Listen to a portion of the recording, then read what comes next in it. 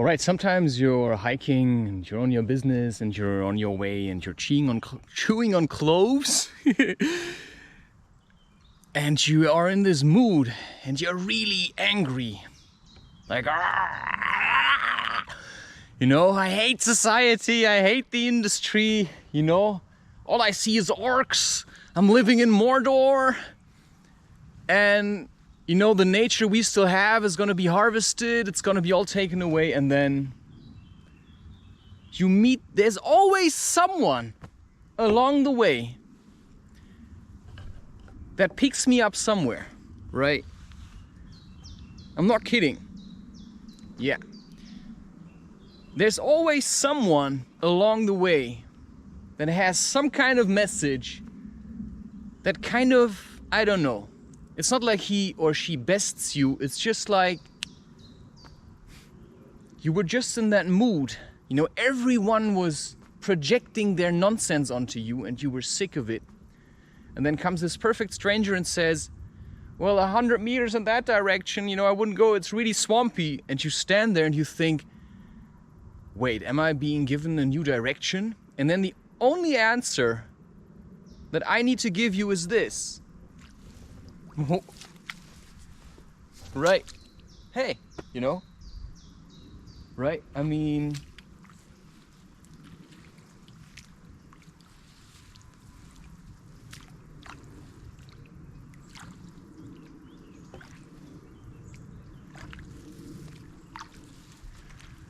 you know, this is what it means to let nature do its thing. It just does this. It even throws over the trees and creates an opening, right? It creates all this vibration, this nice chit-chat.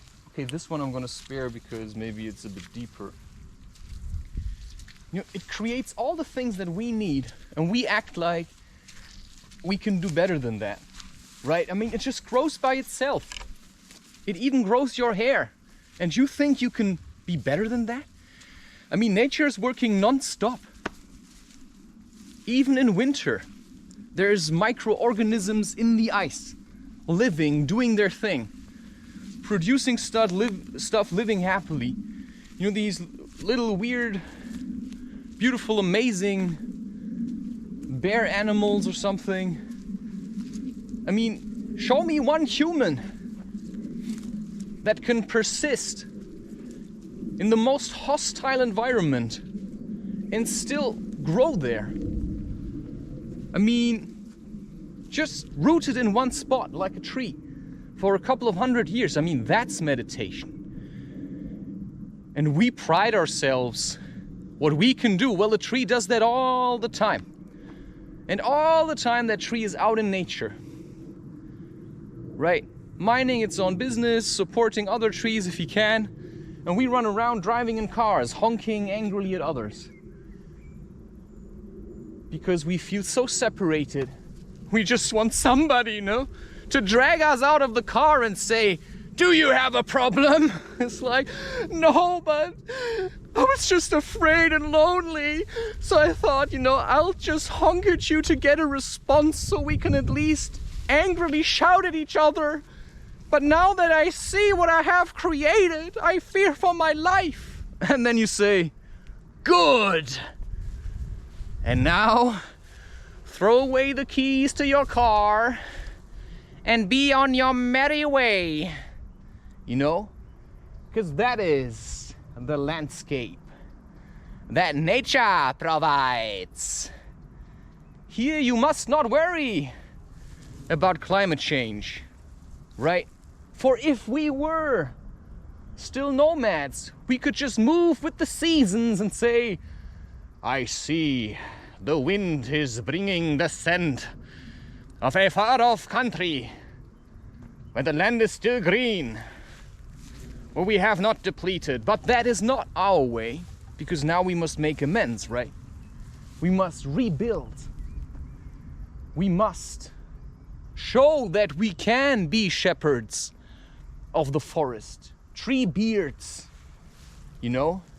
That we can be this again, the shamans of old, who still exist.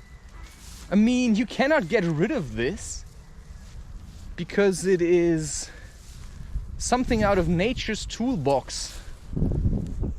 Shamans that are. And while you sit at home worrying about ticks, you know, is he gonna die from borreliosis? I just say, you know, I stick to Asian medicine. Name no sickness, give no name to a disease. Simply realize that there's something at work and then react to it by going into the natural world and spending time there. Now, I don't know where to go next, but it's okay. I'm approaching the end. I have 22, 24 more recordings, and then I'm at the end of 2025.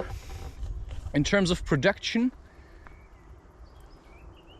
And that to me is also an unpaved road, which is the only road I like to walk. The unpaved road. I'll take a trail. An unpaved trail. But let it be unpaved. You know, I worked hard to find routes that you can walk, right? To challenge yourself that are mostly unpaved. And that is a challenge in itself in this fake, modern, hasty, like world, right? So in order to understand what Treebeard said, no, don't be hasty or something, right? Don't be hasty. You know, you'd have to experience it. So experiencing life from the perspective of a tree means you have to become like a tree. You have to learn from the trees to be stable, to stand. You know, everything that life throws at you, life throws at you. You know, you must withstand it. You must hold your ground and never crumble. And throwing a tantrum is crumbling. Because a tree cannot throw a tantrum. It can just grind its teeth and ground itself, pull itself together, stand there in the storm and say, I can do this. And life throws many curveballs at me. You know, just caught another one, right? Your landlady calls you and gives you shit about the garden. Yeah, there's flowers standing there and you call them weeds. Well, what else are the bees supposed to feast on? I mean, I have a degree in environmental protection and you try to teach me about gardens while you pay me to do it. And then you bicker about it. I mean, that's just such nonsense. I mean, anyone should be able to see. You see? It's a garden. We cry, we mope about climate change. We need bees. This is fodder for bees. You know, if I would cut this down every 2 weeks, we'd have a problem. I mean, I have a standing to make here, right? So you just have to hold your ground because you know that what they want actually isn't peace. No, they want attention.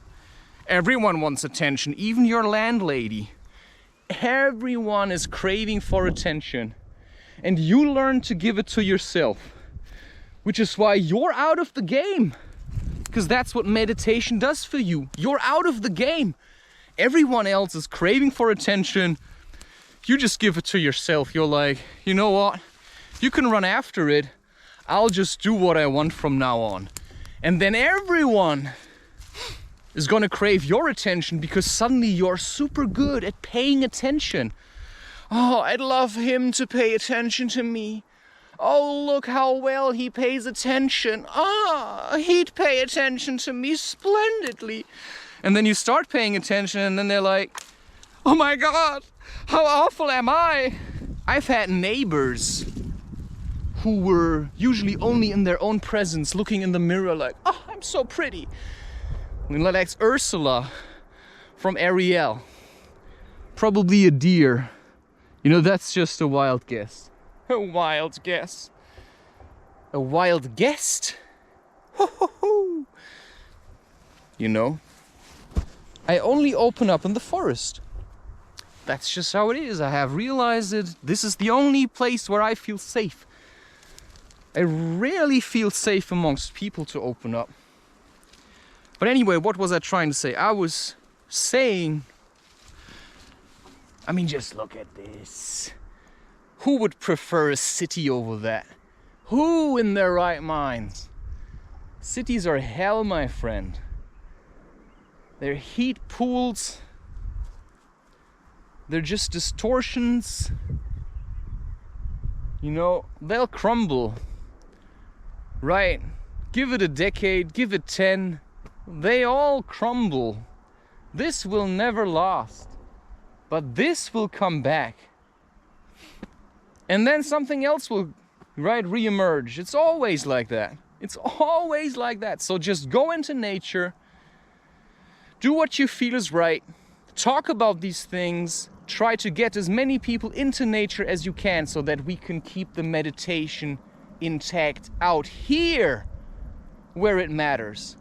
Because here is where the beauty is happening. Here is where you've got the amazing sunsets, the cloud spectacles, you know, that kind of stuff. That's what you get here.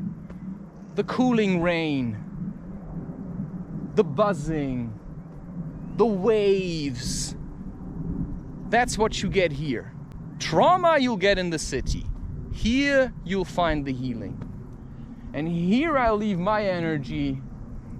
You won't get angry tantrums from me anymore,